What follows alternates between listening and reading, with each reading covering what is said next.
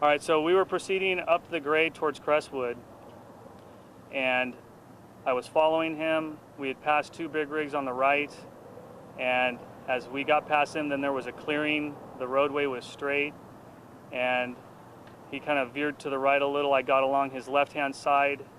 He rolled down the window at that point, and I gave him instructions to apply the brake pedal and the emergency brake at the same time. And I also told him that I was going to get in front of him and we were going to try to stop him. So I accelerated past his vehicle. I got in front of him, was trying to match his speed, and we were probably about 80, 85 miles per hour. And then I noticed his vehicle drastically slowing down to about 50, 55. And so I started braking myself.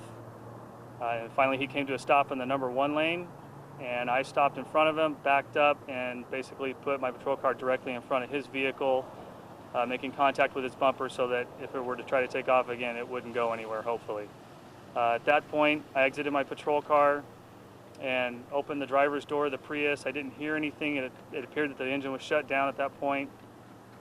And I contacted the driver. I looked at the gauges, and I didn't see anything illuminated, so I assumed that the vehicle was definitely off. I confirmed that with him, and he said, yeah, he was able to shut it off after attempting a few times with the start-stop button.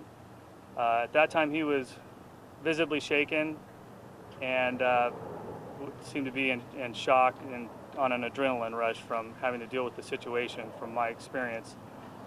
And then I did a visual inspection of the vehicle. I walked around it, I looked in the interior, and the brakes were definitely down to hardly any material. There was a bunch of brake material on the ground and inside the wheels. And I noticed that the accelerator pedal and the brake pedal appeared to be in their normal resting position, and the floor mat was in its proper placement, and there didn't appear to be any obstructions at that time.